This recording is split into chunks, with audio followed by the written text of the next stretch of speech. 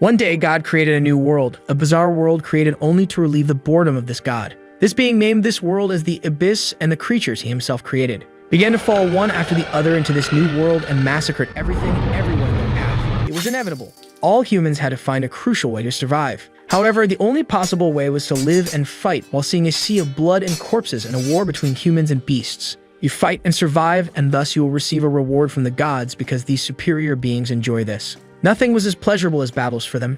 Everyone had fun watching the suffering of humans fighting for their lives. On a battlefield, we see the bodies of several dragons and humans after a bloody battle where no one emerged victorious. A person is kneeling, spitting blood in front of a huge dragon with golden scales and an imposing posture. The person still breathing in his last moments of life is trampled by the enormous paw of the beast, making the poor lad agonize even more. The man with purple hair, while observing the creature, starts laughing euphorically for some unknown reason, despite all the pain he was suffering. Before departing in the last moments of his life, he starts insulting the dragon while the beast begins to create an energy ball in its mouth. The lad who was about to die thinks that if it's them, those people will probably succeed, especially if it's one in particular. Meanwhile, in another place, a woman with a golden magic circle in her hand is saying that at that moment, the last group of humans died. The girl turns around looking at two people, and then says that now the remaining humanity was only those who were there. The four gathered in that place are the last living humans in that world of war and blood where no one emerges victorious. Ares is a woman with white hair and golden armor who wields a spear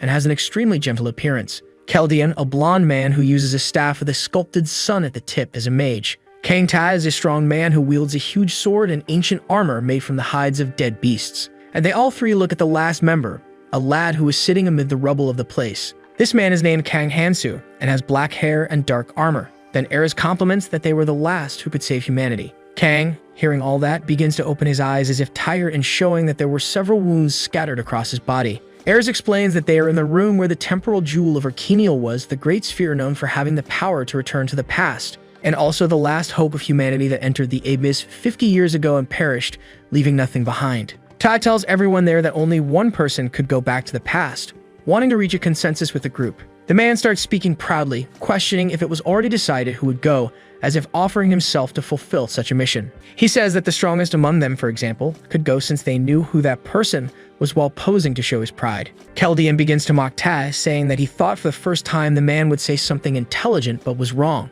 However, Ares intervenes in the conversation, telling the two to take it easy and stop arguing. She says that if all the Valkyries sent to battle against the Golden Dragon were defeated, the monsters would reach there in a short time. And even if it's unfair, there is no other solution, and the girl walks up to one of them. Among them, the only person who could go back to the past was him, and with a sympathetic look, the girl says the name of Kang, who kept a firm expression. Looking at his hand, the boy questions if he can really go back in time, saying next that they fought for a long time. During these long years, every day without exception, they fought again and again, and dying wouldn't be so bad for him. Hansu continues looking at his hand. However, Ares goes and places her hand over the boy's, saying that he shouldn't sound so weak and discouraged. The girl says that the hope of all humanity was in the boy's hand while kneeling to speak with him. Smiling sympathetically with hope and a sparkle in her eyes, she asks our protagonist not to give up, and the boy just looks back. Seeing in front of him his teammates fully supporting him, Kang feels a bit more motivated. Chaldean says that Ares was right because the fact that he started 20 years after everyone in the group and is still in the same position is sufficient proof of the boy's potential and strength.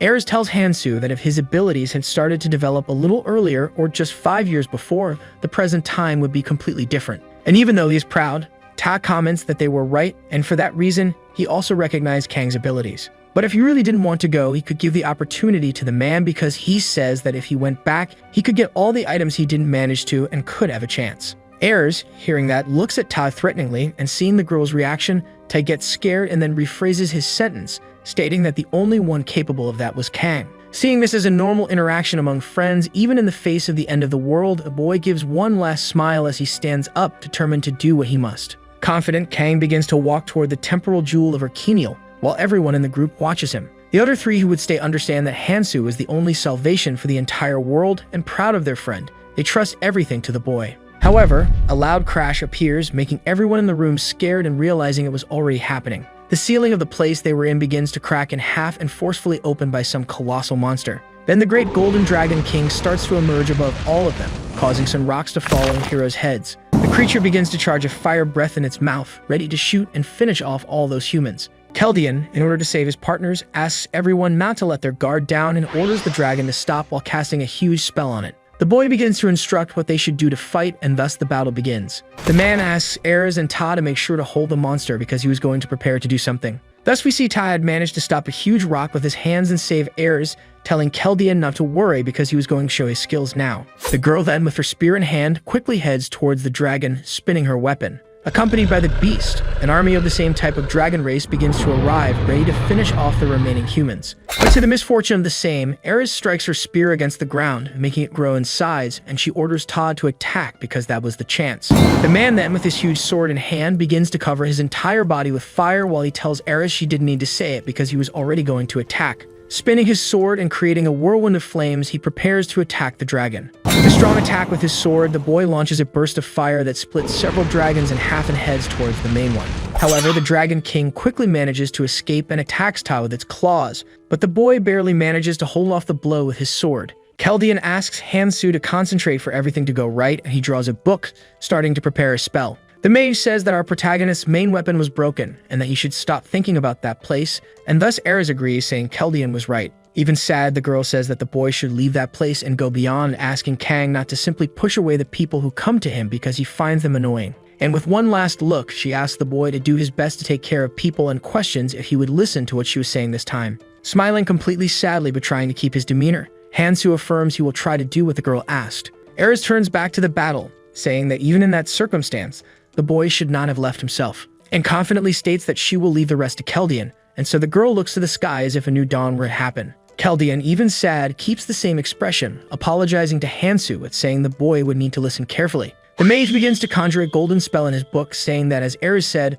there is no reason to kill unnecessarily, but he should not show mercy to cockroaches that will cause harm during the war. The boy should save only those who deserve to live, and even with a sea of blood at his feet, he should do everything for the good of humanity. The man also says that our protagonist should at least make sure to kill the berserk monarch Clementine. And one last time, while conjuring the spell, he asks the boy if he understood, and Kang just nods, showing confidence to the mage. Almost concluding his spell, and with enormous golden energy flowing through the book and the time object, Keldian says that he is going to start. The temporal jewel of Arcania begins to emit a strong light while all its blades start to spin. Kang remains still, just looking at the object, thinking about what would happen next. Ares and Todd just watch the sphere start to emit several rays, and the two smile, trusting their friend. Finally, Keldian joins his hands that were glowing golden, making a huge magic circle appear on the ceiling of that place, irradiating all that dark world. At last, the temporal jewel releases a huge burst of electricity towards the group, making everything turn white for a while. Only a few screams can be heard from some lost people asking where they were, and a woman asking if anyone had seen her son. In the midst of it all, we see our protagonist Kang looking at his own hand and realizing what had happened. Several people were in a place that looked like a post-apocalyptic world in an abandoned city, and a strong green light was emitting from the place. Smiling and covering his face with his own hand, Kang says that it worked, affirming that he would not fail in that life, not this time. All the people in that world seemed to be completely lost, not knowing what to do or where they were. They continue looking for their families, saying they wanted to go back to their homes without understanding the current situation. Desperate, a man grabs another by the collar, saying he had done something, without the other understanding what was happening. Kang says that, of course, those people were confused since they had just appeared in another unknown world without any information. The boy says that the year he was born was very special because initially there were 100 people, but the number increased exponentially, and so many people disappeared that the situation got out of control. And then on the day he turned 20, something appeared in the sky, catching the attention of many people. A kind of portal similar to an interdimensional eye that connected two worlds, and he disappeared due to this unknown power while his cell phone fell to the ground. This other world devours other dimensions and is the midpoint of the abyss's impact. Those who arrived first in this world gained abilities first and were essentially more active. But still, the creatures of strange aspects turned that world into a horrible palace, and it was a world of violence and anarchy. Those who were devoured by the abyss were transported to the so-called other world, and when everyone from this reality arrives there, the door to the abyss opens. And the great war will begin between humans and demonic beasts that only want to see blood and chaos. While stretching, Hansu comments that he has about 5 years to become strong and then starts walking around the place. The boy remembers that the skills he learned and his strength all disappeared, meaning now he is normal. Anyway, now it's time to show up, and then the boy looks at the sky. All the people wonder what was happening while the sky starts to crack and a strong blue energy begins to come out of the opening. From the interdimensional crack, a small creature comes out, leaving everyone astonished, a being that looked like a bat with horns. The creature looked very cute and extremely friendly, and all the people pay attention to it. The monster reveals itself as an assistant fairy who was there to help with quick procedures, leaving the humans in the place astonished. A bit embarrassed, the fairy asks everyone there to please listen to what she was about to say. Hearing this, Kang calls that creature Dan fake, saying that the quick procedures she talks about were not what they seemed, but rather involved telling everyone to fight and beat each other, causing chaos everywhere. The creature first welcomes everyone to the other worlds, saying that from now on, a surprising opportunity will be given to them. However, one of the people there was completely dissatisfied, saying he didn't care about any of that and just wanted to go home. Irritated, the demonic creature begins to reveal its true face and orders the human to listen to the explanation silently. Seeing this, the man immediately freezes, staying silent because he realized that the monster's tone changed quickly. The beast continues explaining that infinite freedom is given to everyone in that place. With a demonic face, she asks if the people there dreamed of a world where law, moral order, and ethics do not exist and everyone is free from rules, and it wasn't just that.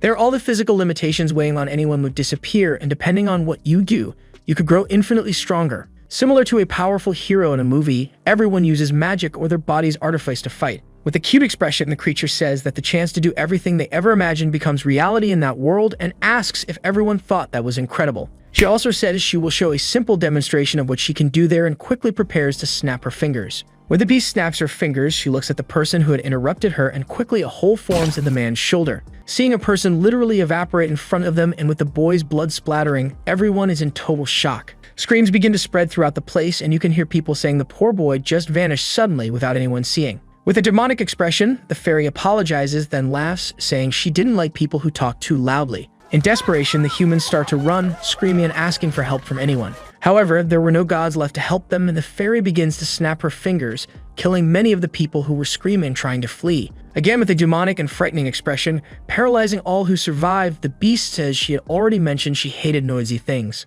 The monster asks if the surviving people will work hard, but everyone can only freeze, trying to stay quiet so as not to anger the beast. With a cute expression again, she says it was very good that everything was now calm, and so she would continue conjuring a stone in her hand. This stone the fairy calls a rune, explaining that anyone can obtain a rune by killing anything that is alive. There are 8 other runes that look like this one, and they appear randomly. This rune had no color, but if you worked hard and grew, you could get better and more powerful runes. While looking at the stone that resembled a crystal, she says this was a rune that increased physical strength. The monster asks who wanted to take it, and Kang, in the middle of the crowd, still in shock from everything that happened, raises his hand. The boy volunteers to take it, thinking it had been a long time since he used the last rune. The fairy is surprised by the boy's quick request, and then says that enthusiastic attitude was very good, walking up to Hansu. The monster asks the boy to give his hand, and so he does, and the beast places the rune in the boy's hand, saying the rune was very cool because it distorted any law. The fairy explains that scientifically the boy's muscles had a weight limit of 117 kilos,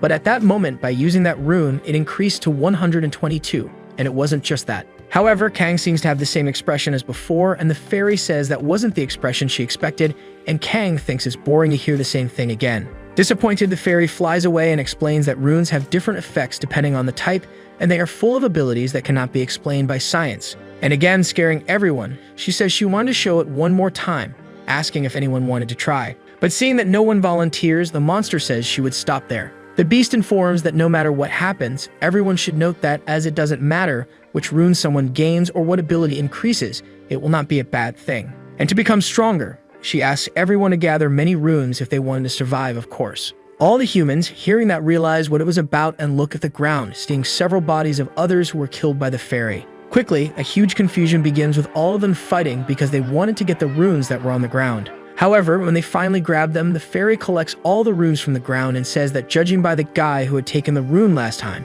they didn't need her explanation. Everyone is in anguish because they saw that as a hope for their salvation. Pointing to Kang, she tells him that if anyone touched their right ear, it could see which runes they possessed. So everyone does, seeing a holographic status window appear in front of them. The beast concludes by saying that humans normally have 10 status, and that's all they needed to know, and Kang activates his window. He realizes that his strength increased by 1, and if he gathered more runes after hunting, his mana and magic power numbers could also increase exponentially. The boy explains that you can acquire runes anywhere as long as you kill something alive, and it doesn't matter what you kill, whether human or beast. The fairy says that at the beginning there will be a bit unequal compared to the place they came from, and we see some unknown people. But she would give something that will make them happy, and so the fairy asks everyone to forget the past. And suddenly all the people in place receive knives for combat, and the monster concludes by saying that everyone should enjoy the new life. The fairy, with one last thing to do, says that when she leaves, the tutorial will begin, so everyone there should do their best, and the people are confused. Everyone, when turning around, sees an army of deadly creatures waiting to enter combat with all the humans there.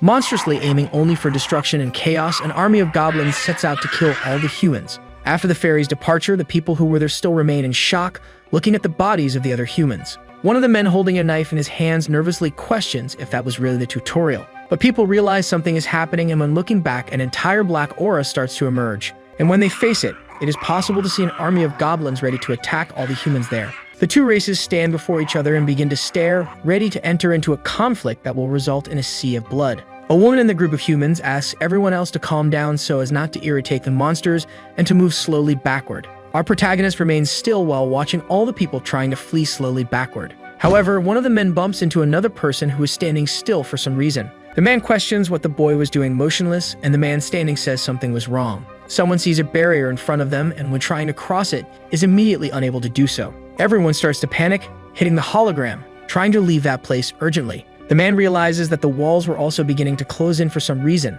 as if forcing them to fight. And when looking back, they see the army of goblins completely irritated and restless, wanting to fight. The creatures start roaring fiercely. Then one of those trying to flee stands to fight, cursing those creatures, saying he couldn't die there. Bowden looking to the side, and that man sees that one of the people there managed to pass through the wall. Seeing that scene, he becomes completely restless, questioning how that person managed to do that. But the boy cannot explain why he passed and says he just went through that side, and we see that the number 49 was written on the wall. Another boy who was also there sees the number and questions why it was there. Then the man who had previously been unable to pass manages to cross. They realize that the number on the wall decreased, and the people understand that it meant only 50 people could leave. Everyone there starts a civil war among themselves, trying to pass through the wall immediately to save themselves. Seeing that fight, Kang sighs, saying that all of it was pathetic because all 100 people there needed to unite and fight to have fewer casualties. He explains that when he first arrived there, approximately 40 people died to the goblins. Of all the people who couldn't pass through the wall, only 10 survived, but with a bloodthirsty look,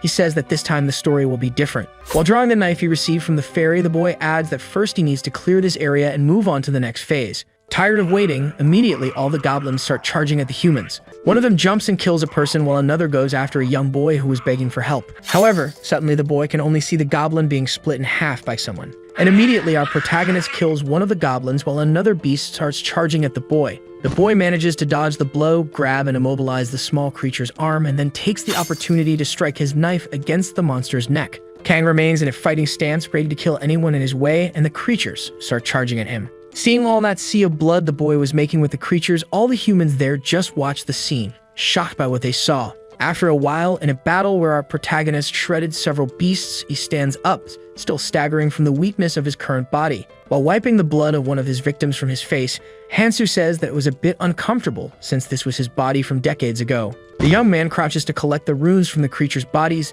thinking he was quite lucky as he looks at his status. He says that his dexterity increased by 0.1 and explains that dexterity not only increases speed, but also distorts the user's time, increasing reaction speed by 0.1. This meant that the user could perform the same action much faster, and then, in the background, one of the creatures suddenly stands up. The monster immediately advances toward our protagonist, throwing his weapon at the boy, and he quickly looks back. The blade passes and Kang manages to dodge quickly, then turns back, throwing his dagger right into the goblin's skull. Some creatures that had still survived get angry seeing their companions being killed and charge at the boy. 3 of these beasts try to stab our protagonist together to prevent him from reacting. While wielding a dagger from one of the creatures, the boy says it was as expected since the monsters get enraged as soon as they see blood. Quickly, without giving the beasts a chance to react, the boy slashes through and kills them all instantly. As Kang makes more victims, he takes the opportunity to collect the runes from their bodies, stabbing and forcefully extracting them. The boy is somewhat out of breath because his body was not keeping up with his mind, but it was still very satisfying. The other people who were fighting to escape turned their attention to Hansu, realizing he was fighting alone. Inspired by that, they themselves, irritated with the situation, decide to help our protagonist, charging at the beasts immediately. The monsters also notice the humans approach, so the two groups once again face each other, but now a battle will begin. While fighting and splitting a goblin in half, our protagonist thinks that usually there's no need to rush like this at the beginning. But there's no time to delay at that moment, so he defends with his dagger against an attack from one of the beasts, repelling it instantly. The boy says that in that place there were many transmigrants, and if you counted the whole world, there's an immeasurable amount. And the freshmen who come there for the next 3 months will be something, so it's possible to see one of the humans killing a goblin. Hansu adds that when people arrive there, they are protected in the tutorial area. but after the 3-month period when you are protected, everyone will be thrown into a fight with the 2nd and 3rd-year freshmen in a cruel, cold, and bloody battle. Kang continues fighting and concludes his thought, stating that whatever your opinion, it was a unique opportunity. Once again, he slashes a goblin in half, picking up a rune stone to strengthen himself. Looking around, Hansu says that the chance to get stronger, even if just a little, is there and you will take advantage of it. Squeezing one of the runes he had obtained, the boy says that Keldian made the right decision in sending him to that period. Revealing the battle scene, we see dozens of dead goblins and some human bodies lying on the ground. Several people are resting after the exhausting fight, and some of them say it was all unbelievable. They observe our protagonist and wonder how he fought so many goblins alone. In the middle of a sea of goblin and dead beast bodies, Hansu stands still on his feet. With a face smeared with the blood of his victims, the boy curses those beasts, staring at their bodies. The fairy then returns to the place, and a glow appears in her eyes as if she were proud looking at something. Seeing our protagonist in the middle of the goblin corpses, the beast says he did well and states that the number of remaining participants is decent. Some people, angry and others crying because they lost close relatives, start cursing the fairy. The beast asks if people already knew how to survive there, and then since no one answered, she removes the barrier, assuming everyone knew. A dimensional rift opens, and she starts to pass through it as if it were a door, saying that they need to keep moving forward and wishing good luck to all the participants there. The humans start cursing the monster, telling it to leave and calling it bastard, while our protagonist just watches. Looking at his status and wiping the blood from his face, the boy notes that it wasn't bad compared to before. He adds that his status was already good enough for the beginning of the tutorial, and looking at his hand, the young man comments that he found something quite useful. He sees a dagger that was previously used by the goblins, and the system notifies him that he received that blade as a courtesy symbol for some reason. Kang questions how he should proceed from now on because he needed to find a way to get stronger as quickly as possible. Remembering his friends Erez, Tay, and Keldian, he wonders what his friends would have done if they were in his place. But now that he thought about it, there was a guy who said something that caught his attention. In the past, we see a blonde, long-haired person drinking a beer, while asking Kang if he had ever heard of hidden dungeons. Hansu, who was drinking next to this person, asks what these hidden dungeons he had never heard of were. The guy explains that these dungeons are hidden within the tutorial area and have the maximum difficulty. As they clink their glasses, the man adds that he couldn't clear it, and no one had managed to do so. After hearing the guy's story, Kang repeats what he heard, saying the boy had cleared the dungeon halfway, and because of that, he was still able to get strong. The man confirms, saying that this would be the reason he was in that place because it was a proof of his strength. And finally, he says that if he could go back in time, he would definitely try to clear that dungeon first, and if he had done so, he probably would have been able to defeat Kang. Because one thing is certain, the higher the difficulty and the more impossible it seems, the greater the reward when you succeed. Finishing, he asks if our protagonist wasn't curious about what was at the end of that dungeon. Remembering that, the boy gets a serious expression, saying his goal was decided. Illuminated by the sunlight, he notes that if he wanted to do this, there were things he would have to resolve first. He begins to explain the first stage of the tutorial, which is the initial phase where 100 people gather and act together to defeat a greater evil. You act within the allocated area for a week at a time and do this hunt for 3 months, and in the end, upon completing the tutorial, the safe area will be released and you can have contact with other people from the Abyss. Currently, there are 2 hidden pieces in the first stage of the tutorial, and no one has ever reached the end. Kang says he would have to obtain them because it was the only way to get stronger. But first he needed to get the nearest hidden piece, so after some walking, we see the boy standing in a place, saying it must be there. Suddenly a voice emerges, and looking to the side, Kang notices a group of men trying to force a woman to go with them, but the girl is reluctant. The boy thinks that conflicts are starting to happen everywhere, and even though the woman tries to break free, the man holds her wrist. With a scary aura and a psychopathic expression, the thug says that everyone needed to work together to survive, continuing with a malicious expression. The bully questions if the woman didn't want all of them to live, and the girl hesitates hearing that. Hansu states that there was no time to pay attention to this kind of thing, and he needed to find the hidden piece since it would disappear in a week. But someone suddenly calls him, and then a person behind our protagonist asks if he was Kang, and our protagonist thinks he was in a hurry. Kang questions if the boy knew him, and the man with headphones is incredulous, not understanding the question. Another blonde boy appears, questioning Hansu if he was crazy since they were all together before arriving there. Hearing that, Kang still has an expression of not understanding while asking how that boy knew his name, but something comes to his mind. Looking at them, the boy realizes that those are his college friends, and the blonde boy continues to find his friend's attitude strange. Hansu thinks that they all came on a trip together, and since everyone in the group died, he had forgotten about their existence. The woman who was being intimidated quickly frees her wrist from the man's hand, ordering the bully to let go of her because they were going with Kang. Our protagonist looks at the girl, recognizing her as Yumi. The girl walks up to the boy, and Kang thinks that based on her appearance, the young woman will definitely cause trouble. Mi starts talking to Hansu, questioning where he had been, and the bully who was intimidating the girl asks if that boy was looking down on them. Looking at Kang, they call the boy a bastard, wishing for his immediate death. Swallowing hard, the criminal realizes that this was the man who took care of the group of goblins earlier. However, he thinks that if the whole group attacks Kang now while the boy is tired, there will be an opportunity, so some men prepare for the fight. The bully steps forward, drawing the attention of the group of friends walking with our protagonist. He tells Mai that she should listen to people before leaving like that and questions who Kang is because the young man seemed quite injured and unable to defend himself. With a scary aura again, the man orders the girl to go to him while speaking politely, saying that if she doesn't go to the group, they will come to her. All of Mii's college friends get irritated, but Kang maintains a neutral expression, thinking that this type of person always exists no matter the place. The boy sighs, starting to walk toward the bully, and Kang tells the man that he was too excited just because it was his first fight in that place. Not even knowing who his opponent was, believing in the illusion that he could defeat that person. Hansu quickly appears in front of the thug with a murderous expression, asking if he understood what the boy was trying to say. After a while, the man realizes what had happened, looking at the boy and cursing him mentally. Kang draws his blade and asks if the thug had anything to say, but he remains silent. Another person appears, a man dressed in a suit with thinning hair,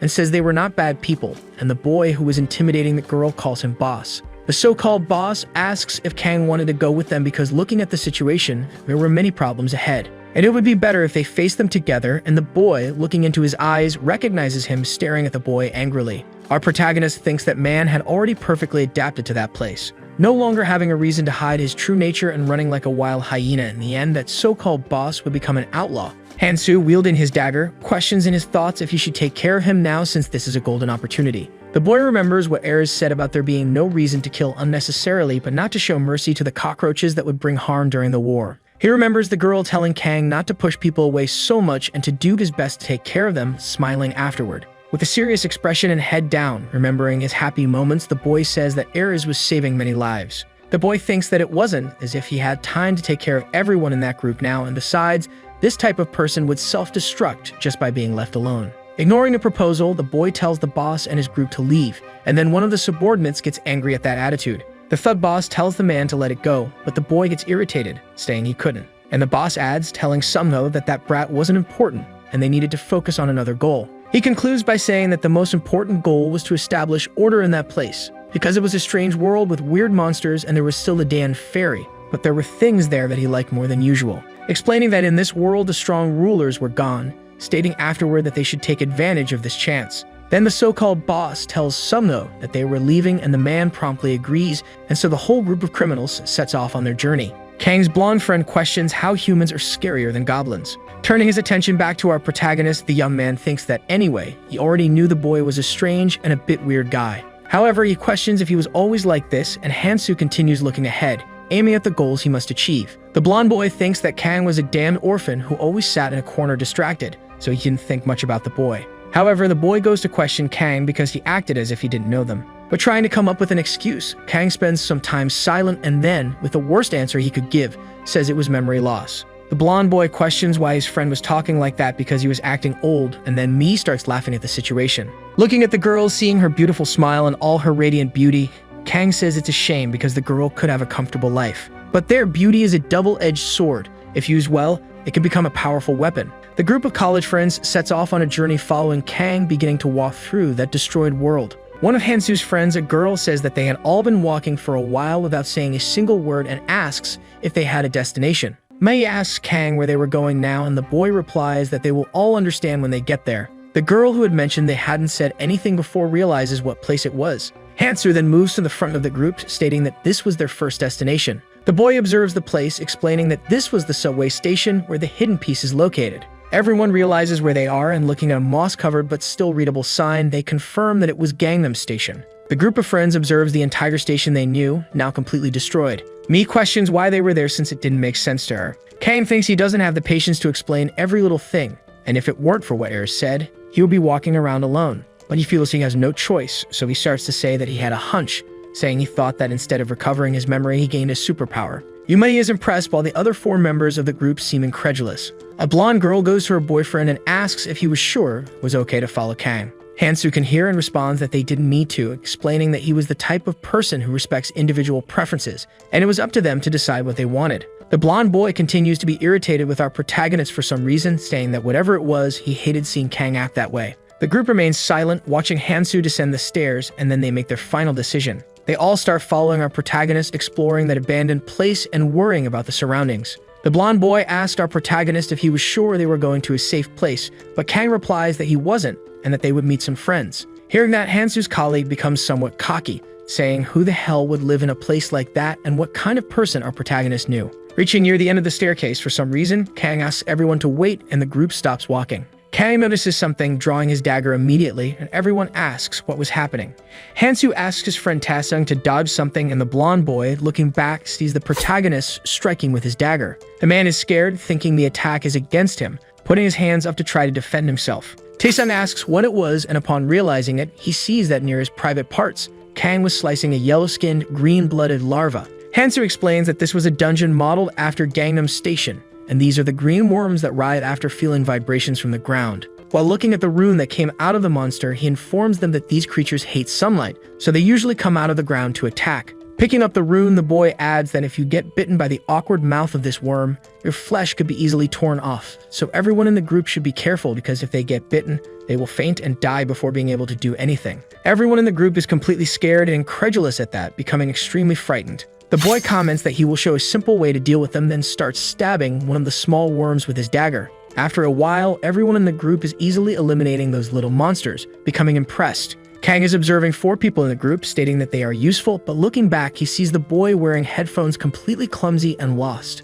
Hansu walks up to the boy, saying that if he wasn't confident, he should walk on the intact marble slabs and be careful of some hidden worms. Yumi is talking to her friend about the best way to kill the worms, and the blonde girl agrees, adding that it was similar to the game of whack-a-mole. The boy with headphones continues to hesitate because he can't kill any worms, telling himself that he could do it and that he had to do it. Then one of the beasts emerges from the ground, charging at the boy, ready to attack him, catching him off guard without a chance to react. But immediately, Kang pushes him back, stepping in front and slicing the monster into 3 pieces instantly. After being pushed, the boy just manages to sit on the ground, watching the entire scene in amazement. The boy quickly gets up, thanking him and Kang, and his thoughts dies, saying that it was already obvious because that boy would not be useful for the final war. Hansu continues walking, stating that if the boy with the headphones participates in the battle, he will end up being a burden. Taesung says that our protagonist seemed to know what would happen ahead of time and asks how the boy knew, and Kang replies that he had already explained. With a proud look and smiling, he turns around, stating that this was his superpower. While everyone in the group remains incredulous, not believing it, Yumi continues to be impressed. To change the subject, Kang comments that they should actually focus on hunting, and then we see several dead larva bodies on the ground. Kang asks why they weren't collecting the runes while he picks one up. Yumi replies that they thought it would be good if the boy collected the runes and protected them, similar to giving everything to someone who carries them in a game. She says it wasn't like they would become strong like a superhero just by picking up runes, so that was the decision they all made. Hugh concludes that it would be better to give everything to Kang, and the boy would protect them in return, but the boy just sighs. The boy responds that everyone should take what they hunt, and if people wanted to go with him, they should at least follow the most basic rules. Hansu starts thinking, explaining that those who wandered the abyss before them established the most basic rules for the sake of coexistence. You take what you hunt, but in the case of group hunts, things will be distributed based on contribution and priority. However, in life-threatening crises, relationships based on goodwill are prone to break down and lead to betrayal. The boy concludes his thought, saying that they will soon realize how truly cruel and malevolent this place is. Kang states that the things everyone should trust are their own abilities, and if you are useless, you are destined to be discarded. Concluding that this is the law of the world, the other 5 members of the group are shocked to hear this so bluntly. Yumi steps forward, saying that in that case, she will do whatever it takes, and then starts walking toward the streets. The other 4 agree among themselves, realizing that was the best option since Kang had spoken. They'd all start heading out in search of runes, while Hansu thinks it will only take a little time for them to get used to it, so much so that they won't need to be told. And the boy notices that the group began fighting like dogs for the possession of runes, so we see the people trying to grab some of them. After some time of hunting, collecting runes from the bodies of dozens of dead worms, Taesung finds a strange and large rune. The boy says he can feel something while everyone watches in shock, looking at the purple rune. Analyzing it, the system informs that the name of that rune is the essence of the cruel troll tribe, with a lizard engraved on it. Taesung thinks that if he uses that, he will gain a superpower, just like our protagonist. Looking at his friend Taesung, feeling proud of the stone, Hansu thinks that he had told them to take the rune they found,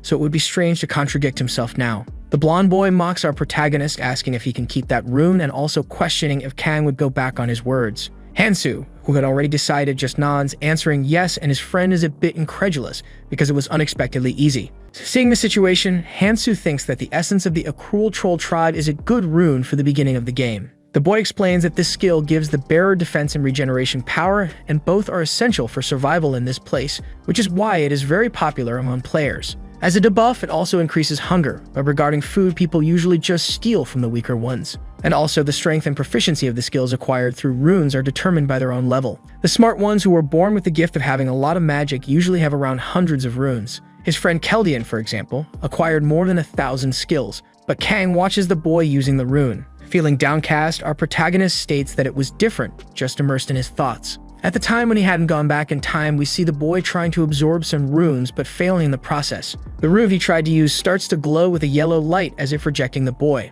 The boy feels hurt, clenching his fists as if irritated and dissatisfied with something. Holding one of the runes in her hand, Eris says that as she imagined, our protagonist had a limit on the skills he could acquire. Putting her hand on her face, the girl informs that apparently Kang was limited to only 7 abilities, and that if she had known that before, he could have learned stronger skills. While he sees himself amid a bunch of runes that could no longer be used, the boy thinks that being restricted to just 7 was a total failure. But thanks to his weakness, he gained the buff of having an overwhelming peculiarity that was far superior to that weakness. His abilities never stopped evolving, like his skilled Dororo Lizard Essence, so even a simple technique evolved enough to rival others. With this unique characteristic, his friend Ares gave him the nickname 7 Stars. And surprisingly, this peculiarity was what allowed Kang to have the same power level as his teammates, even though he arrived there 20 years later. For a moment, the boy remembers the Eternial Stone, which was responsible for bringing him back to the past in the name of his companions. With a serious expression, remembering the old times, Hansu states that to honor his friend's efforts, in the end he couldn't make any mistakes. The boy also remembers that Ares told him to be careful while selecting the 7 abilities to learn and not to get frustrated again like in his last life. And if everything goes according to plan, it will be a smooth path before he leaves the tutorial zone without taking too many risks in the process. Then we see Yumai looking at Taesum, who is about to use the rune while the boy continues to smile, imagining the power he would receive. Quickly, the rune begins to transform into a purple slime and merge with the boy's body. Thus, his system informs him that the physical resistance stat was created and the Accrual Troll tribe essence skill was acquired, and he had 1% proficiency. Looking at his system, Taesum realizes he got a physical resistance stat and all of his other stats increased significantly, making him extremely satisfied. The blonde boy then turns around looking at Kang and calling him an idiot, saying that even if he asked, he would never have given that up. With an extremely smug smile, he states with all his words that the boy should wait because he would catch up soon. Kang, already tired of waiting for his friends, quickly calls everyone, commenting that they had to go now and continue their journey. And with his arrogance, Taesum walks up to Kang, putting his hand on the young man's shoulder and saying they should walk together now because it would be dangerous. While doing that, he turns around to impress Yumai, saying it was better for the strong people to go in front to protect the weaker ones. Already noticing his friend's attitude, Kang realizes that the boy was considering him a rival. Having lived and gone back in time, Hansu doesn't care but states that this didn't mean he would let it slide, so he removes Taesum's hand from his shoulder. The group continues walking and descending more stairs, following Kang to the destination the boy was seeking, but which was still completely unknown. Yumari asks why they were going deeper since it was getting even darker, and the boy explains that they were going to take the subway. Mei is confused hearing that, questioning if there were still trains operating in that destroyed station, and Hansu responds that she would see what would happen. However, our protagonist, while walking, starts to get lost in his thoughts, stating that the information from that guy was never wrong. We return again to Kang's memory when the blonde boy was talking about the dungeons in the tutorial and a person arrives, interrupting the conversation. The young man who was drinking asks who was butting into the conversation and badmouthing him,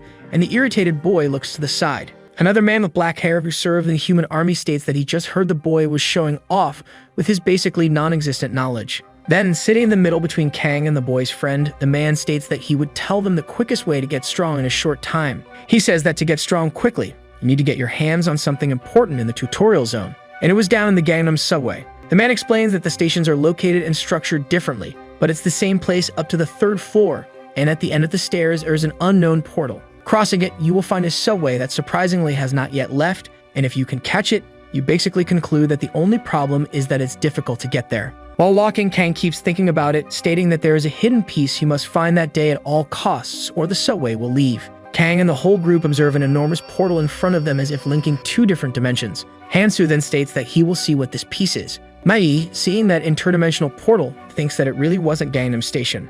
Since in all the time she had been there, she had never heard of an entrance like that while staring at the portal emitting several blue rays and a strong glow. Worried about the situation, Yu asks if our protagonist is really going to enter and wonders how the boy knew what was inside. He explains that he was just going by his instincts and, as he had said before, anyone who wants to turn back is free to leave at any time. With his new abilities and still with his ego inflated, Taesung promptly states that he would go at all costs. Mai then quickly responds that she will also enter the portal, and Kang, looking at her, thinks that the girls seem to be getting impatient. Since Mi is intelligent, she probably understood well the situation that someone like her is at greater risk, remembering the group of thugs who intimidated her. Looking at the girl full of hope, Hansu thinks that she will have to get stronger somehow, even if it means getting cut on the face. However, the blonde girl and her boyfriend decide to stay there as they will continue hunting the worms that remain in the subway, and Sangjin says he will go too. Even scared, trying to keep a firm expression, the boy states that he will also enter the portal. Taesung starts mocking the boy, questioning why he wanted to go there since he was scared to death to kill some disgusting insects.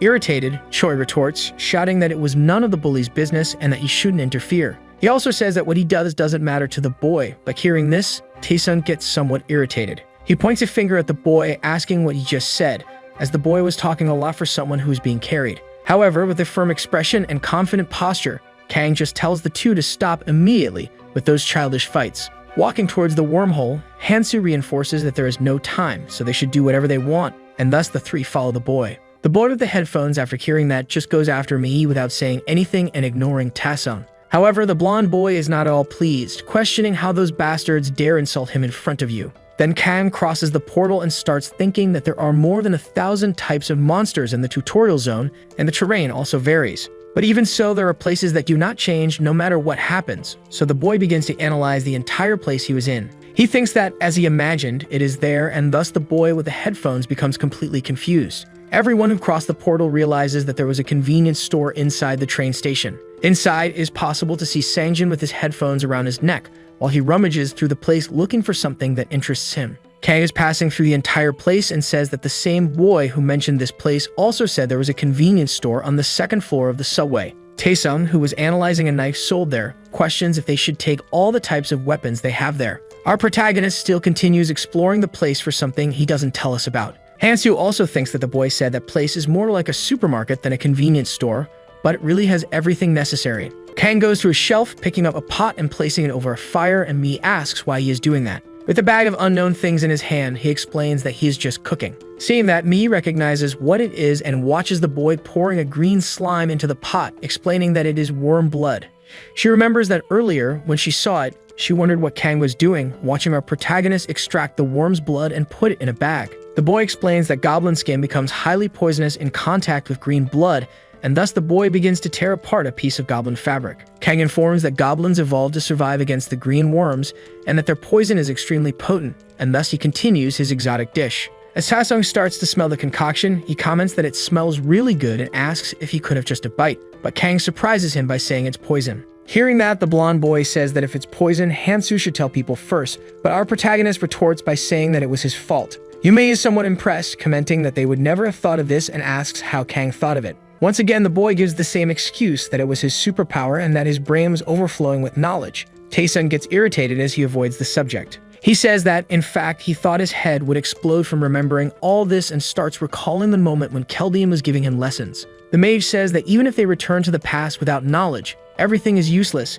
and that the amount of information is what matters most. At that moment, Tad and Kang were attending a lesson, and Keldian continues explaining that they should not share this information with just anyone. Tapping on the board, he also informs them to keep this in mind, waking Ta, who was taking a nap. Keldian states that future knowledge only accelerates the abyss's decline and that they should reveal this knowledge only as planned and when truly necessary. At this moment, Kang is still cooking the poison and thinking that without knowing the exact ratio and boiling time, all of this would be useless. He pours the slimy, purple liquid into a pot and then quickly uses it to coat his sword. Yu, seeing that Kang is using it to poison his sword and buff it, asks if she could use it too. Hansu promptly responds yes, making all three of them happy with that. However, the boy extends his hand, commenting that he would charge half a strength or stamina rune for applying it to their weapons. Taesung, seeing that reaction, gets irritated, saying the boy was being too stingy and could just help his friends. Kang turns back to what he was doing, commenting that he could give it to them for free, but in the long run it probably isn't a great idea, while he continues looking forward with a serious expression. He thinks that one-sided relationships tend to crumble easily, so he couldn't follow that path. Mai, quickly catching on, says she will give him the rune later, but in return, Kang has to let her apply the poison first. Hearing that, Hansu agrees, taking the pot he had used and handing it to Mi, telling her to be careful. Taesung was planning to snatch it from our protagonist's hand but gives up and says he will use it first and then give runes, and Sangjin says the same thing.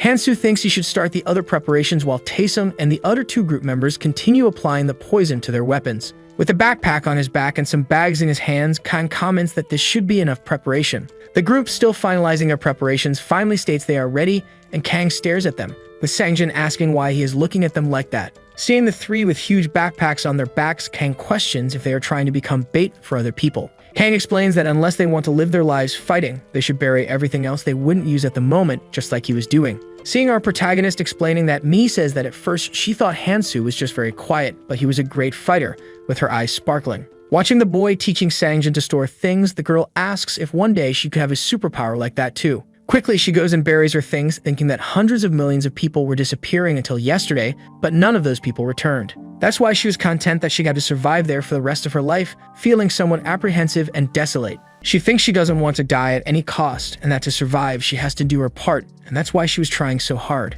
Yu smiles, walking towards our protagonist, thinking that if she continues with Hansu, it will be easier. Then Kang and Mi start walking together while the girl is happy being next to the boy. Taesung, irritated by that scene, states that our protagonist was acting as if he were a big deal, but in the end, he wasn't all that. And Sangjin, who is still preparing to carry his things, is quickly hit with a bag on his chest, and Taesung tells him to take care of that too. The blonde boy goes to our protagonist once again, asking about this power he mentioned, and with a serious expression, wonders if he could also get it. Reluctantly, Kang looks back and unexpectedly responds that maybe he could. All three members of the group are shocked, questioning if that was serious, and upon hearing yes, they become extremely happy and excited. The boy remembers Keldian saying that among the people who came to this world, many acquired special powers they didn't have in reality. He recalls the same guy talking a lot of nonsense that even he couldn't fully understand. But in summary, if someone is useless, our protagonist should get rid of them. Kang remembers the mage arguing with him, and Taesung, seeing the boy's reaction, asks what's wrong with him. Once again, the bully goes to bother Kang, saying he was very rude and asking if the boy was upset because he was angry with him at first. However, Kang says he didn't care about that because he wasn't very used to talking and was speaking that way because of it. He thinks that in the last 5 years before returning, he spent fighting the species that kept emerging from the abyss, and hope slowly turned into despair. And the despair numbed everything. And Kang remembers the moment when he was in a battle with various injuries on his face, completely worn out. Taesung asks if our protagonist can hit his head fighting or something because he was acting very solitary. Irritated, he thinks that if it weren't for that damn power, he wouldn't have to be embarrassed under Kang's command and could rebel. But with a malicious face, he thinks he just has to wait until he becomes strong, and then he and Mi could start going out together, and he would be Kang's boss. Taesung was about to say something again, but Kang immediately interrupts him, telling him to stop. Hansu crouches to the ground, seeing something resembling strange mucus there. Analyzing the slime, Kang states that judging by its type, it doesn't belong to a sword snail while examining it in his hands. He says it doesn't have that distinctive sour odor and doesn't see any half-dried guts, so it's also not from a zombie, leaving only one possibility. Kang begins to imagine that it is from a land siren, and in his mind comes the image of a humanoid with a grotesque tail, feminine hair, and a demonic face. The boy still feels a bit uneasy, analyzing more slime traces while continuing to walk with his friends. In a place with even more slime, he says that without a doubt, those are the traces of a land siren that must be nearby. They are not fast, but possess a paralyzing venom that makes it easy for them to tear off limbs, and Kang imagines the terrifying sight these monsters cause. However, the boy smiles slightly, thinking he has a foolproof plan to defeat the monsters. Taesung gets irritated, seeing this, and asks his friend to stop acting like a know-it-all. But Kang ignores the boy's tantrums and asks everyone to follow him because they will be surprised when they see something. The three in the group are confused by the boy's words, but after that, we see some alcohol bottles with a handkerchief stuffed into the neck of the bottle. Kang explains that they didn't have gasoline, which would be more effective, but that should suffice as he continues making one last Molotov cocktail. After finishing it, Mi comments that it's a homemade bomb and asks if the things they used to make it came from the convenience store they were in. Seeing that, Taesung says that it must also have come from Kang's power and that all of this is very practical. He says that the boy must prefer this place to the original world because he can do anything there, while Kang continues storing the bottles in his backpack. The boy keeps talking, saying that if he had the power to do this, it would be amazing, but Taesung questions why Kang is looking at him that way. As if he had a little angel in the form of Ares and a demon in the form of Keldian on his shoulders, Kang's mind battles whether to kill the boy or not. Hansu gives up the idea, sighing, and just starts drawing the plan with a stick in the dirt and says for everyone to listen carefully. He explains that when one person throws the incendiary bomb, the other 3 with melee equipment will advance and attack the creatures. Those who are on the front line will have priority to receive the runes, and Taesung thinks that the boy is very bad at drawing. The blonde boy promptly offers to take the lead, stating that someone competent should protect the front line. Kang ignores him and asks who will throw the bomb. However, Yu and Sangjin raise their hands at the same time. Our protagonist tells the two to reach an agreement on who will throw the bombs, so they stare at each other. Mi tries to use her cuteness and appearance to win over Sangjin,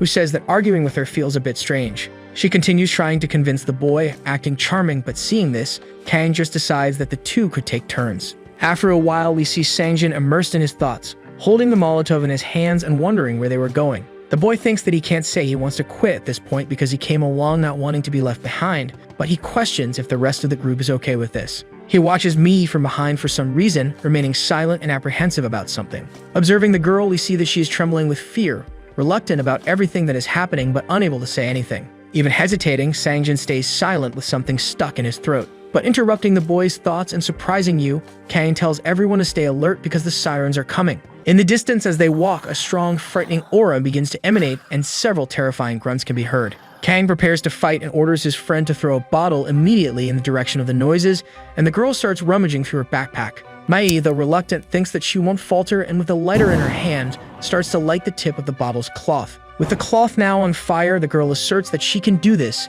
and immediately throws the bottle in the direction of the creature's noises. The glass shatters on the ground near the monster, immediately causing the alcohol to spread all over the creature's body, and the burning cloth ignites the liquid, setting the siren on fire. Mai is somewhat pleased to have caught one of the monsters, and Kang charges into battle, saying that the rest will attack now. Quickly after seeing the body of one siren fall to the ground, Kang attacks 2 more standing amidst the flames, swiftly killing them and collecting the runes. Taesung, seeing the boy taking his spot, says that bastard is grabbing all the runes for himself again, and then he can't keep losing to him. A siren appears near the blonde boy, and the monster promptly moves to attack Taesung, who immediately gets scared and tries to jump back and dodge the strike. As an automatic defense, the boy slashes with his dagger at the creature, hitting it and telling the monster he had lost because it was a worm. After opening his eyes again, Taesung realizes he barely hit it, but immediately sees the siren fall dead to the ground with venom flowing through its body. Looking at his serrated knife completely stained with venom, he thinks that thing worked very well, smiling. Kang, seeing this and with some runes in his hands, states that the poison he gave was very useful and asks if it wasn't worth a few runes for Taesung. Looking at his reflection in the knife, the boy says that with this he could catch up to that bastard Kang in no time. And then a bloody battle spreads all over the place with knife strikes and several incendiary bottles flying through the air. Kang starts thinking that, as he expected, in a fight against paralyzing and flammable venom, we see the siren catching fire. He then adds that bringing the improvised bombs was an excellent choice as he charges at one of the creatures, slicing it immediately. The boy also thinks that the blade of his dagger was already getting dull, but that didn't matter since that was what he prepared the poison for. Taesung keeps smiling, attacking the creatures and enjoying all that bloody battle with a psychopathic feeling. Blinded by his greed, the boy looks to the side and sees 2 runes fallen on the ground, saying that all those runes are his and charges to grab them. However, the boy doesn't notice that one of the sirens is still alive near him, and the beast quickly spits an extremely disgusting slime at the boy. The saliva quickly hits Taesung's Mi, causing him to fall backward, saying that everyone was watching him and it was very humiliating. But before he can think about that, with its frightening aura, the monster starts walking toward its victim, ready to devour him. The boy sees that in front of him there were not just one but several demonic beasts wanting his blood, and he panics, trying to move backward. He gets irritated and curses at the monsters, telling them to get away from him immediately. In desperation, seeing several monsters charging at him, Taesung asks Yu Mai-hee for help while putting his knife forward, trying to protect himself. However, the girl panics a bit, and looking into her backpack, she realizes that the incendiary bombs are gone, leaving only one alternative. She asks Sangjin to switch with her, and the boy immediately agrees, asking her to wait a moment. His lighter was failing, and the boy continues trying to light the tip of the bottle's cloth,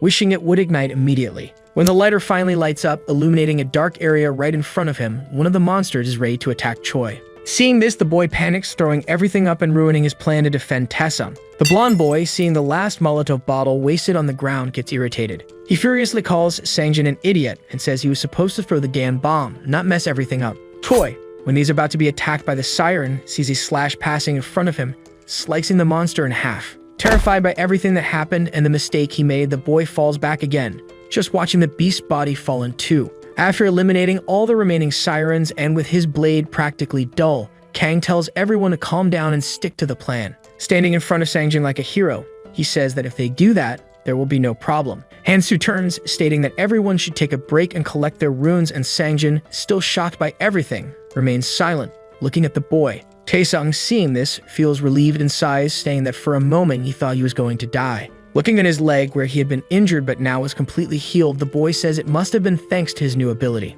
Hansu explains to Taesung that if he increases his stamina and rests, he will recover faster, and orders everyone to collect their runes. Kang had already separated the amount everyone was going to receive, and Taesung, seeing this, gets irritated, saying that calculated bastard was too strict in dividing. But looking to the side, the blonde boy sees the runes that Sangjin is collecting and thinks of something. He imagines that if he takes those runes from the boy, it would be better, and then starts walking toward his friend with a frightening aura. Taesung calls the boy by his name, saying that it is a tradition of the Choi family to have no conscience or thoughts, and Sangjin, hearing that, gets irritated. But before the boy can respond, Taesung quickly grabs him by the neck, preventing him from breathing. With a frightening expression, he lifts Choi while starting to get closer to the young man's face. Smiling, the bully tightens his grip on Sangjin's neck while calling out his name. Trying to react, the boy places his hand on the blonde's arm, but he has no strength. With a manic look, Taesung tells Sangjin that he can't even throw a bomb bottle, saying he almost died because of it. Panicking, the boy starts talking and tries to explain himself.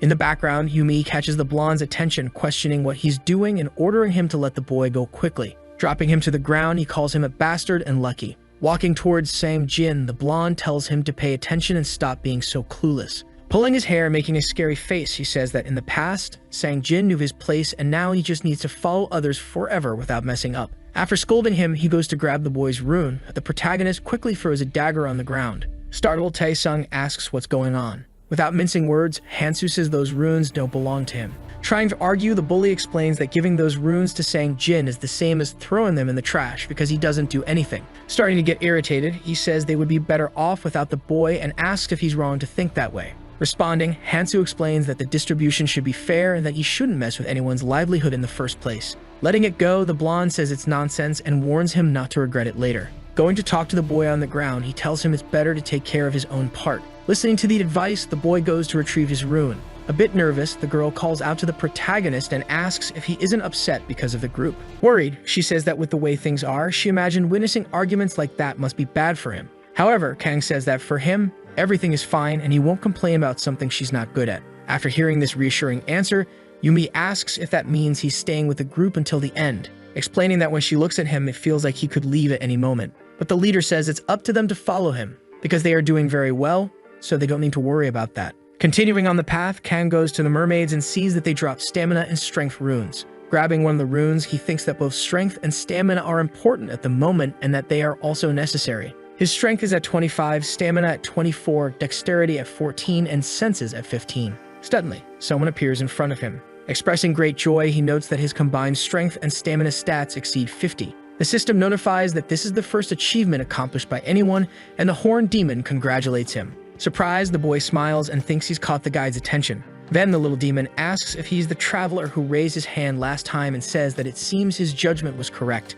Getting closer, he says they always love those who make an effort. Landing on his head, he explains that he'd like to give a small gift to the most active traveler. The girl approaches them, and the little demon asks if she's curious to know what it's about. Trembling with fear, she asks if this isn't a bit unfair since they had different physical stats. Unbothered, the creature says she doesn't need to be afraid because when they started, they didn't touch other people. Flying close to her, he says they don't kill just because they don't like travelers. With a scary face, he whispers in her ear that there will definitely be exceptions and that she could be one. However, after saying that, he starts laughing, saying he was just joking. Then he gets closer to her again to start explaining, saying that she looks great compared to the others and that she doesn't get rid of this appearance to be at the same level as the rest, concluding that life has always been unfair in some way. Turning back to Kang, he says he wasted time talking about useless things and now will give him the present, though the hero already knows what the gift is in his mind. At that moment, the monster explains that the prize consists of having 3 runes of his choice. Snapping his fingers, he asks which rune he desires, suggesting a few.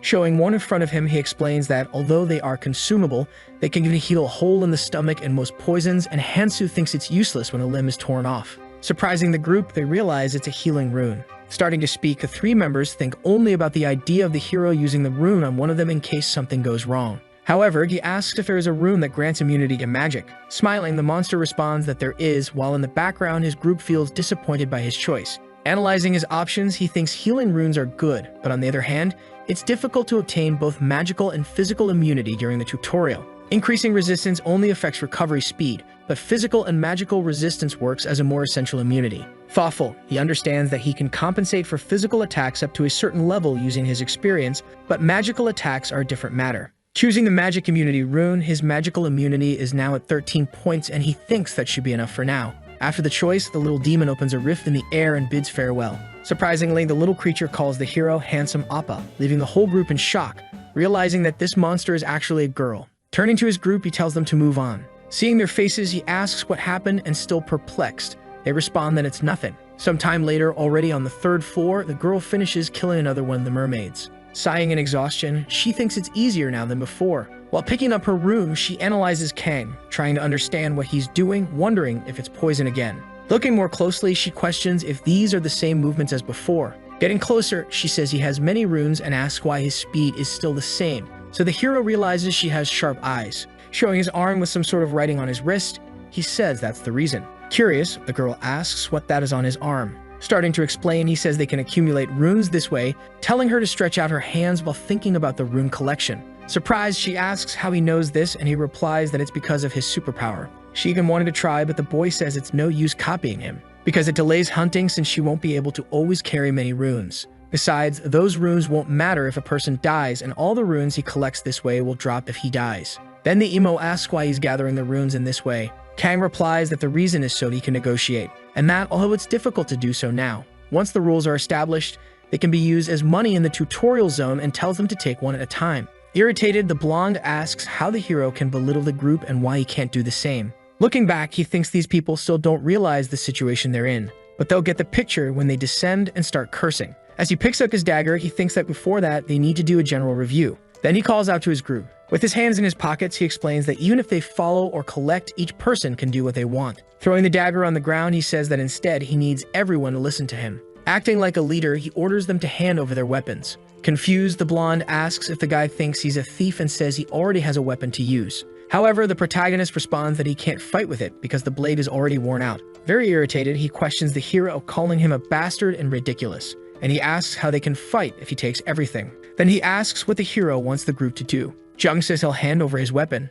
since it's the only way. Cutting him off, Tae-sung yells at him to stay quiet. Turning around, he faces Kang, who asks if he wants to fight with the guy down below. Angry, he says yes, asking if there's something to fear down there, and says he's always hated the protagonist's condescending look. Ignoring the blonde, he thinks he would have expected the bully to say no, but realizes he doesn't know what's down below. Changing his expression, he thinks it's now that he'll draw the line. Raising his finger, he says he'll give them 2 options, the first being that he stays out and the group moves on by themselves. The second option is that the group stays out of it and watches him capture it alone. After giving the options, he asks what they want to do. With his hand on his arm, Sung says he'll stay out of it. Yumi says she'll do the same because the way he's talking it must be very dangerous. Speaking to the girl, Tae-sung says that's exactly why they should fight together, to help each other. He continues saying that the sly guy wants to leave his friends behind and take all the rewards for himself. Thinking that he doesn't care, saying Jin stays out, but if Mi leaves, he'll be in trouble. Looking to the side, the hero thinks that friend is a good word, but that he should be glad Keldian didn't come back with them,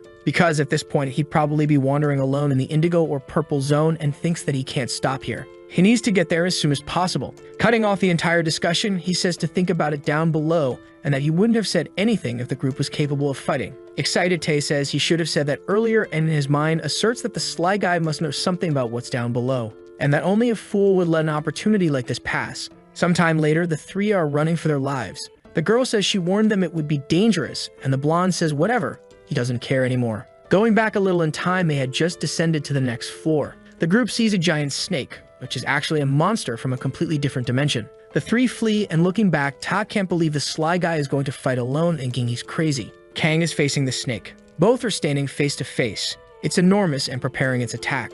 At that moment, the protagonist also prepares. Hiding behind a pillar, he puts his hand over his ear because the snake is about to attack. As predicted, it releases a powerful red energy beam. It hits the front of the pillar. The beam destroys a large part of it. Analyzing the situation, Hansuhan expected this and endured it due to his magical resistance. His opponent has powerful shockwaves that use magic, in addition to scales tough enough that no sword can cut through. With a murderous aura, it watches, striking the pillar again, but this time with its tail. Dodging, the hero thinks that this isn't an easy opponent. However, he knows its weakness. Then he jumps toward the monster while holding a knife. Hitting the monster with the blade, he says he knows the scales are tough, but the space between them is more fragile. After landing the blow, the snake writhes in pain. Leaving the knife embedded in it, the hero steps back.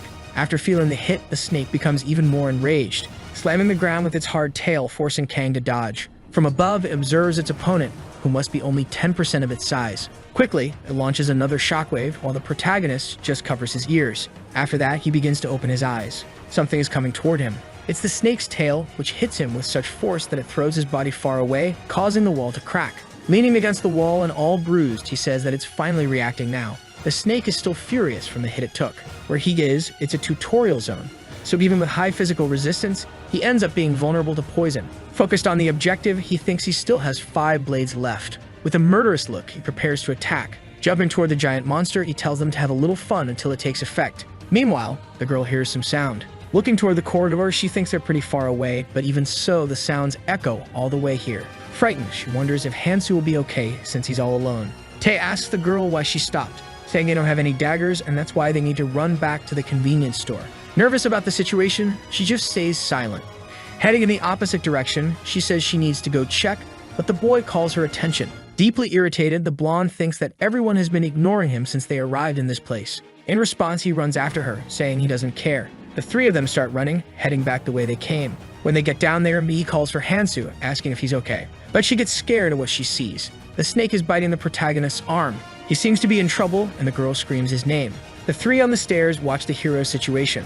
While his arm is being crushed, Kang thinks he stalled for too long. Then he grabs his small knife, attacking the snake's mouth. It reacts, screaming in pain, and at that moment, it releases Hansu's arm. He stands up in front of the monster. Seeing it tremble and writhe in even more agony, he thinks it was great because he managed to hit 3 spots, and that it left a nasty bite on his arm. Since he managed to recover his stamina, he'll heal soon. In the future, some races began to demonstrate increased resistance and healing abilities due to their evolved characteristics. Because of this, poisons would become ineffective. Additionally, using powers and other skills would be even more challenging. But in any case, the prior poisoning turned out to be offensive and effective, and he wouldn't have come this far without the paralysis venom. The snake is lying on the ground, practically defeated, and he thinks now everything is easier. In the background, his group arrives and the girl asks if he's okay. Walking toward him, he seems surprised that they are still there. A bit scared, the girl says she came because she was worried and asks how the hero's arm is. He responds that it's just a scratch and that it's already healing, so she doesn't need to worry. In shock, Ta can't believe that Kang defeated that giant snake alone.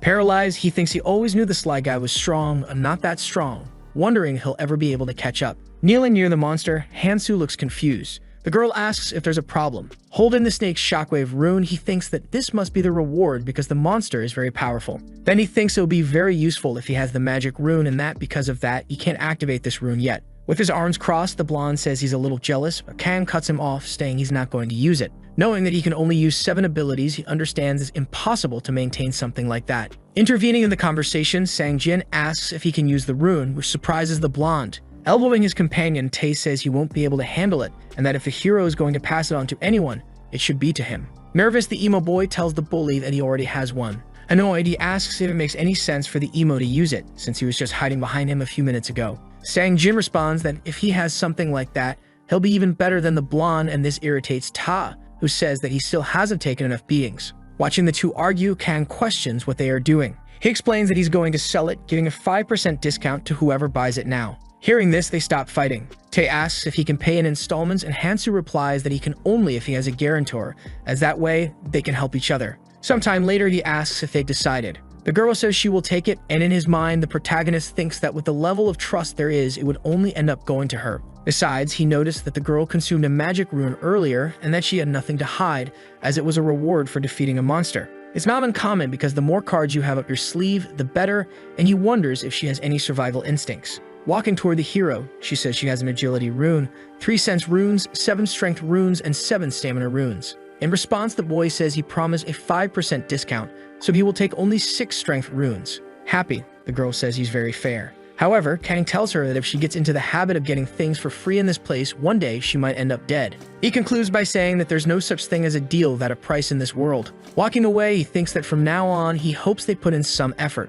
Walking near some crystals, he remembers that when there's a scaled snake, it means there's Deuterium nearby. Seeing one of them, he says he's been lucky. Then he breaks off a piece of Deuterium. From a distance, they think the hero is using his superpower again. The emo wonders if it's actually a hole puncher and a needle, while the girl thinks that despite its metallic appearance, it seems soft. Quickly, the protagonist steps away, piercing the snake's scales once again. Amazed, the two wonder what he plans to create this time, and in the background, Tae asks what they're doing. With the parts of the snake on the ground, someone in the group says it doesn't look very good. Tae asks if he's going to make poison again, and Kang explains that he's not. It's going to be something different, because although snake scales are very strong, they're not strong enough to be used as a weapon, so they need to be creative. This is the 11th tutorial out of 134 combinations of weapons that can be made using monsters and other things. The needle has a limited area of effect, so secondary damage like bleeding is harder to inflict. However, it helps you to identify the weaknesses of your enemies with more precision. And if you have enough confidence in your abilities to hit the exact point with the needle,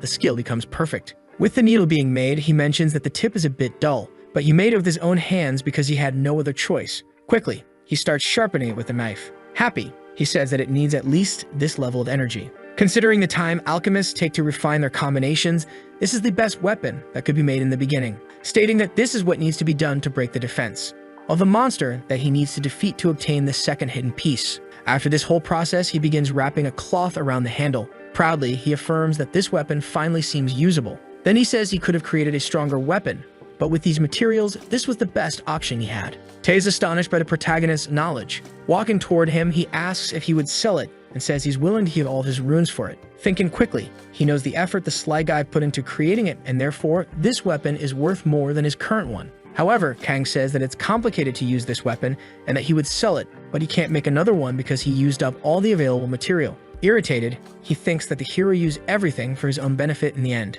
Scratching his head, he thinks it's okay since there will be more good things ahead. However, this seems like the group's final destination. Since there's electricity and the subway is clean, besides, the hero seems too calm now for someone who's always ready for combat. Therefore, it doesn't seem like there will be more fights ahead, leaving only the option to enjoy the rewards. The three head to the train when Hansu questions why they're boarding. Tae asks what he means and Kang replies that only one person can fit here. He reiterates that only one person can board, so they need to get off. Sang Jin says he could be wrong, because it's very spacious, and asks how he knows it's made for just one person. Super irritated, Ta questions when it was decided that only he would board and asks why he feels entitled to do so, concluding that he only got to this place with the help of the group. At this moment, Kang turns to the three. Seeing his group, he thinks they're idiots, and although it's important to seize every opportunity, there's something they haven't realized. Responding, he says the blonde is right, and there's no rule stating that he has to go first. Striking his weapon on the ground, he asserts that there are no rules in this world. Giving them a chance, he says they can leave now or resolve this in a less friendly way.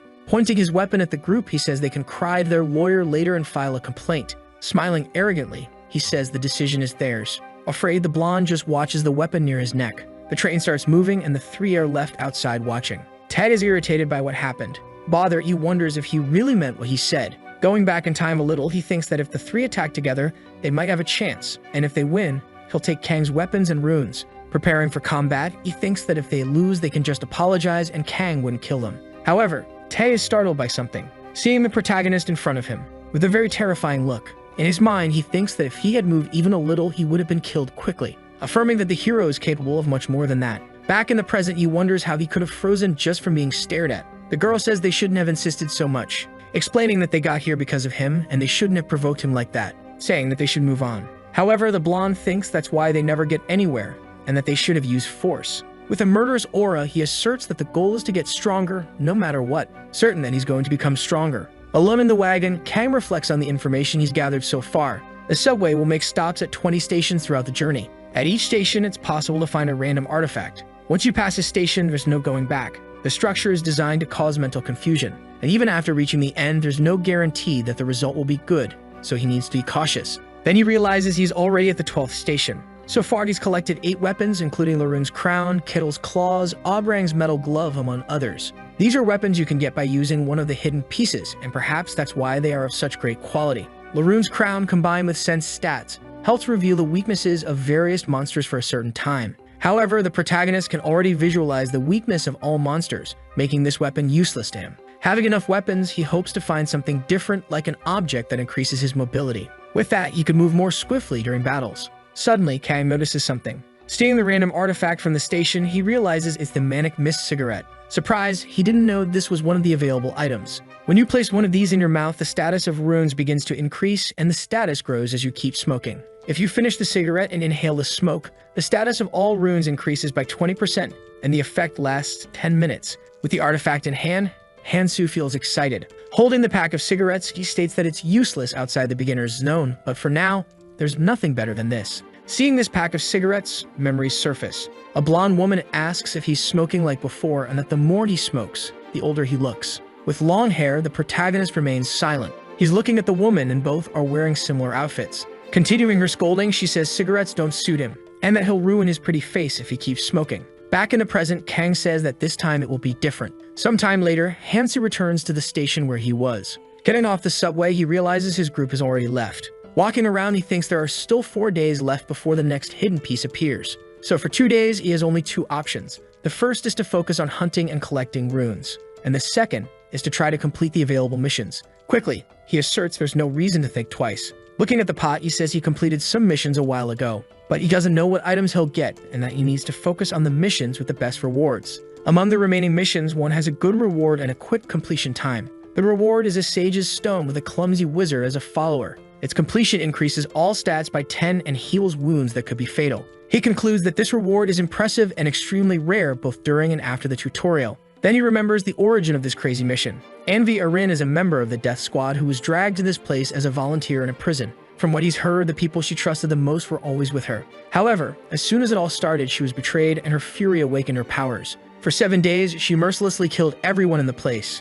After this event, she sought to end her own life, and thus the mission began. Remembering this, he thinks he should skip this mission as it conflicts with his goal of saving whoever he can. Knowing Meg is approaching, he decides to find the mission that takes the least time and realizes there is one. The reward is the selfish man's food pouch. So he decides to do that mission first. But before anything, he needs to make sure he has enough stamina and will focus on ensuring that tonight. Arriving at an empty diner, he wonders if he should eat first. Sometime after eating, he sees a hole in the ground, already knowing who made it. He says the moon will rise soon, and yet they had the audacity to do this. Excited, he decides to test their courage. Meanwhile, in the center of a city, some men are packing something. Watching from afar is the group from earlier, wondering how these people could steal everything. A girl complains that they were in such a hurry to flee that she couldn't save anything, questioning how they could steal everything, including from her. Nervous, Mi says her group might be strong, but there's a problem. The emo continues saying they are many, and Hansu hasn't returned yet, so they shouldn't act rashly. 2 young people whisper that they've never heard the emo talk so much. Pensive, Mi can't believe they found the convenience store and thought she'd have more time. The group of thieves begins to hurry. Sun Ho is with them and waves at the youngsters. The group then notices the eye contact. The blonde asks if he just waved, and Ta explains that they're trying to provoke them. He says they don't need to respond and should just leave. Walking away, he says they need to find more supplies elsewhere. However, deep down, he's irritated, wondering why that guy waved since he's been doing a good job. Going back in time, Ta had approached the group of thieves, saying that since they needed food, they should try the subway. Revealing himself as a traitor, the blonde says he'll show them the way to the subway so they can take everything. The plan is to make Hansu fight these guys for the food and ask for his help since there are too many of them. Sun Ho asks why he should trust him and says he must be plotting something with Hansu. The blonde grabs the guy by the shirt, telling him to follow him.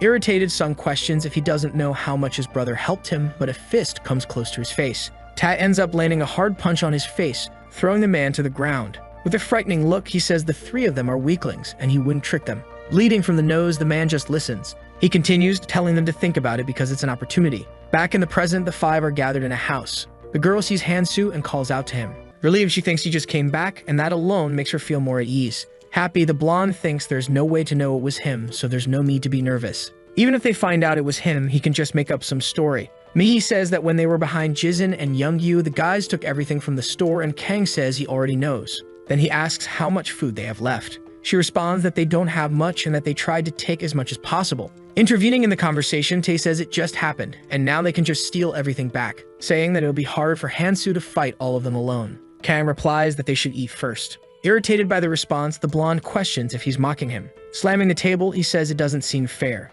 asking the hero if he's not ashamed, because the group risked their lives for this food, so he should offer something of equal value. Then he presses, telling him to say something, and if he gives something good, he'll think about it. Nervous, the girl says they brought food for everyone, but he questions if they should just give it for free to the sly guy because the group risked their lives for it, so they should charge. And that Hansu didn't lift a finger to help with it, and someone once said there shouldn't be charity. Hearing all this, Jizin and Youngyu remain silent. With a smile on his face, he thinks that if he brings everyone to his side, he'll get rid of this guy, wanting to see how long he'll act this way. However, the protagonist simply says it's a pity, because he can't give anything in return, and asks how they can make it work. The blonde says he must have plenty of stuff and asks him to share it with the group. In the background, the blonde girl asks what he's talking about. Tae replies that Kang entered his secret place and must have found something good there. Smiling, he says he should share it with the group since they're all going to be traveling together. Offering a cereal bar, he tells them to stop fighting over silly things. Hansu just observes his attitude. With his arms crossed, he responds that Ta has learned well,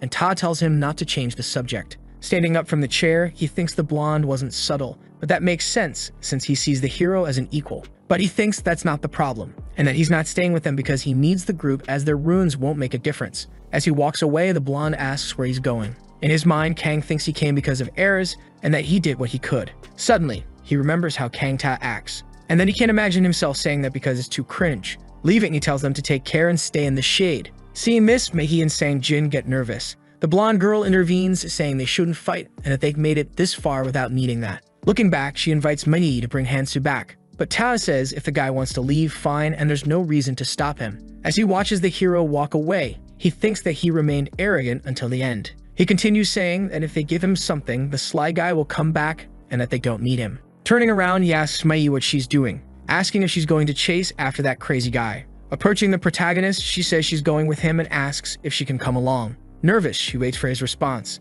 Answering, he says he can't take her with him. She says she understands that. However, Kang tells her once again that the decision to follow him is hers. This response makes the girl excited, but someone approaches from behind them. It's Todd, who says she still hasn't taken her runes from Sang-jin, and in his mind, he thinks he can't let her leave. Sang-jin speaks up, saying it's not a problem, because he's also decided to go with them. Surprised, the blonde puts a hand on his shoulder and asks if he's sure about what he just said. He questions if Sang thinks his father will go easy on his. He continues, saying he accepted the boy when he was nothing and asks if he's forgotten everything. Nervous, the emo asks what the blonde's father will do. He explains that they're stuck in this place and asks how he plans to tell his father. He concludes that none of this matters anymore, because there's no reason to keep listening to the bully like before. As Sang-jin walks away, the blonde is left in shock. Furious, he yells that they can go since the food is theirs anyway and questions if anything will change if they walk to another place. Consumed by rage, he says that in the end, they'll come crawling back. Sometime later, the trio walks through the empty streets. Sang-jin asks if they should have brought more food as they don't have much in their backpacks. The girl agrees while Kang observes a jacket. Putting on the new jacket, he asserts that it wouldn't have made sense. This statement leaves the two quite confused. Feeling great with the new jacket, he says they need to do something and that they should hurry. Nervous, the emo questions what this guy is thinking, because Hansu has the power to do whatever he wants, and if he causes trouble, it won't be worth it. At the same time, Kang affirms that he knows what he's thinking. However, he doesn't judge him since the emo knows nothing about the moon. Breaking the tension, the hero warns that it's almost midnight. Looking up, she asks what that means. Then she realizes something strange. Confused, she points and asks if something's wrong with the moon. The moon appears normal at first glance. However, a bizarre eye has formed within it. It's a giant eye that seems alien. In shock, the girl asks if the moon really opened its eye. Also frightened, Sang asks what's going on, because his food just turned into sand for no apparent reason. Worried, the girl checks her bag to see if it happened to all their food. Opening the bag, she realizes that everything they brought has turned to sand. Nervous, the emo asks about the glowing light he's seeing. Realizing it's people, he says that their hiding places are being exposed. The girl asks if they're glowing too, and the emo theorizes that they can't see who's nearby. But she's shocked to see humans glowing even through walls. Understanding that they can now see where everyone is and that this basically forces them to fight each other. Sang then asks the group leader if he knew about this. Smiling, Kang says that even with superpowers, he didn't know about it. But the emo thinks the hero's reaction wasn't that of someone unaware. Humans are fighting, accusing each other of stealing their food, blaming one another, and even threatening to kill. Some demand others hand over all their food in a desperate act. Hearing all of this, Kang thinks that this world is truly horrible, and he explains that the reason he told them not to take everything is that as long as this moon, which only exists in this world, is above them, all the people's food will completely disappear. At that moment, Hansu begins to walk, and the emo asks where he's going. Responding, he says he needs to do what has to be done. Meanwhile, the other group is in shock as all their food has turned to sand. The blonde girl asks what they can do now and if they should search for more food somewhere else. Her companion says that they already taken all the food from the store, and the blonde thinks that the sly guy already knew this would happen. Irritated, he questions if the hero tricked him. Frightened, the blonde girl calls out to Ta's son, telling him to look outside. In the center, several people are glowing. It's those bullies, and Sung-ho thinks Tai tricked him and starts looking for the bully. Watching through the window, the blonde thinks they don't stand a chance against this group. Suddenly, the girl says they should follow Hansu. Bringing her face closer